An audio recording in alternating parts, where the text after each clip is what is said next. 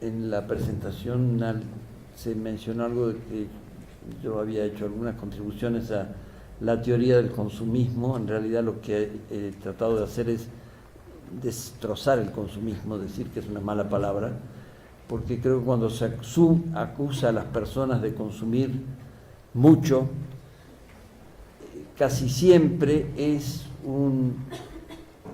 una especie de acusación dirigida desde las clases altas o de las élites que tienen mayores oportunidades de acceso a quienes están ascendiendo en el consumo cultural o en el consumo en general.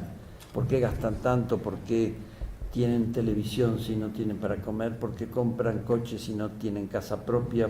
Se está juzgando constantemente a los actores sociales, especialmente de los sectores populares y medios, porque parecería que están consumiendo más de lo que pueden y que gastan el dinero de un modo que crea problemas, que crea inseguridad, que casi siempre hay una carga psicológica y moral a la vez en esta acusación. ¿Por qué no saben administrar mejor su dinero? Según criterios que son de otras clases o sectores sociales que por lo general no tienen muchos problemas para consumir.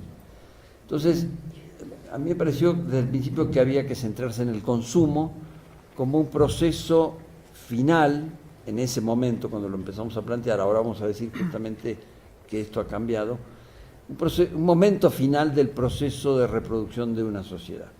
Para que una sociedad se reproduzca tiene que haber producción de bienes, circulación de esos bienes, materiales y simbólicos, y tiene que haber consumo, porque si se producen, circulan y nadie los consume, se van a dejar de producir, y además, ¿de qué nos alimentamos, ¿no? Material y simbólicamente? Entonces el consumo es un momento necesario de la reproducción de una sociedad, no tiene nada en sí ni bueno ni malo. Sí podemos ir generando preguntas, después que reconocemos la importancia, la indispensabilidad del consumo, acerca de cómo consumimos. Y entonces la crítica de que está mal que se consuma tanto, en general diría provocativamente, lo malo es consumir poco, no tener para consumir. Luego podemos discernir o tratar de comprender por qué se prefiere un tipo de bienes o de objetos o de mensajes y no otros. Y ahí puede empezar una discusión un poco más interesante. Pero justamente cuando se trata de discernir cuánto consume uno, cuánto otro, es cuando aparece una frase que no se me ocurrió enteramente a mí. La frase era: el consumo sirve para pensar, que tituló un artículo que escribí, que después pasó a formar parte de un libro. Yo la tomé de una frase de una antropóloga, Mary Douglas, que en un libro sobre estos temas decía: las mercancías sirven para pensar. Era una idea parecida, que el consumo no es un lugar de irracionalidad, de incapacidad de discernimiento, al contrario, todo el tiempo, todos los actores sociales estamos viendo cómo usamos los recursos, el dinero que tenemos para consumir lo que nos parece mejor, lo que nos da ganas, lo que nos provoca deseo. Entonces, no es simple ejercicio del deseo, de fantasías, de relaciones con los otros en las que queremos presentarnos de un cierto modo, sino que el consumo es un lugar donde pensamos, donde estamos ejercitando intelectualmente nuestras funciones de discernimiento, de comprensión, de interacción con los otros. El consumo entonces es un momento indispensable de cualquier proceso social. También, en el caso al que más nos hemos dedicado, del consumo cultural, de aquellos bienes que no tendrían mayor sentido, salvo para el que hace una película, una música o una novela, si no tuvieran destinatarios. Creemos poco en los escritores que dicen: yo escribo para mí mismo, ¿no? O en los músicos que dicen algo semejante. El consumo es una interacción que se da en la sociedad y como tal tenemos que pensarla. ¿Qué particularidad tiene esta interacción?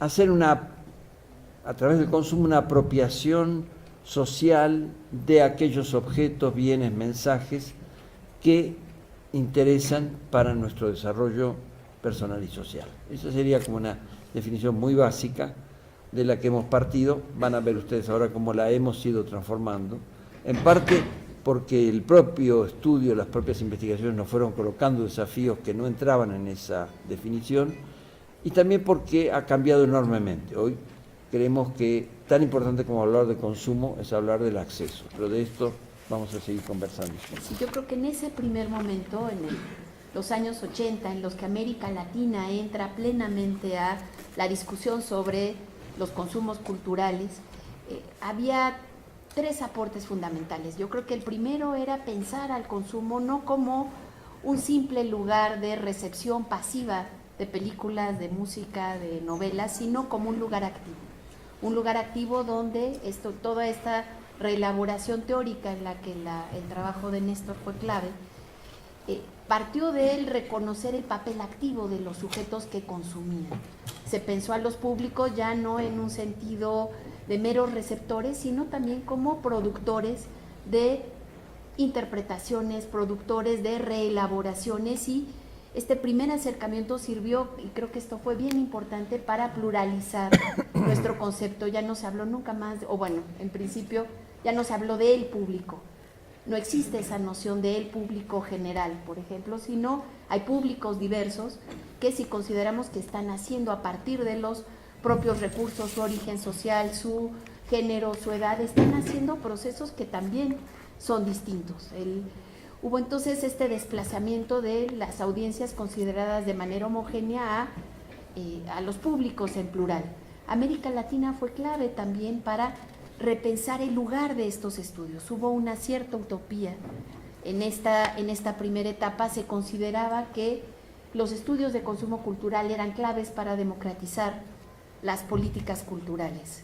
En realidad tuvo que ver con la respuesta que buscaban dar a la efervescencia, ¿no?, política que, tras la caída de las dictaduras del Cono Sur y todos los movimientos de cuestionamiento que se dieron en los finales de los años 60, muy ligados a el movimiento del 68 a nivel mundial, por ejemplo, y todas las demandas políticas de los años finales de los 70 y de los 80, una cierta utopía. Tú en alguna medida te has venido cuestionando esa utopía. Los estudios se multiplicaron, pero no lograron transformar o incidir en la medida en la que pensábamos que lo iban a hacer en las políticas culturales. No sé cómo lo ves. Sí, hay como dos cuestiones que podíamos colocar allí. Las digo breve, después en la conversación, si interesa alguna de estas cuestiones que solo enunciamos, las podemos retomar.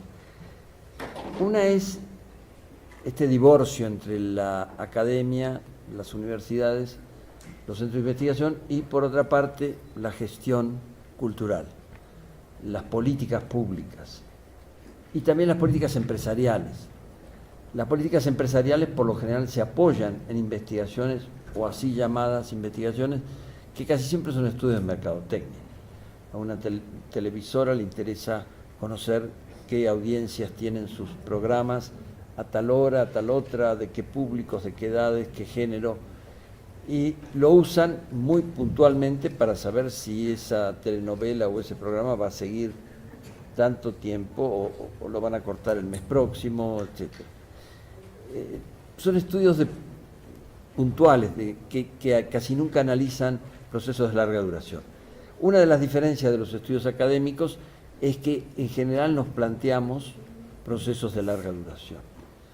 Pero los tiempos de la política, como todos sabemos, son tiempos preelectorales, de demostrar resultados rápidos, de impactar al otro, al adversario, etc.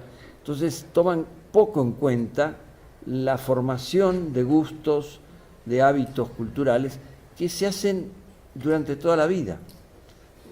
En los programas, los planes de lectura, a los que seguramente nos vamos a referir un poco después,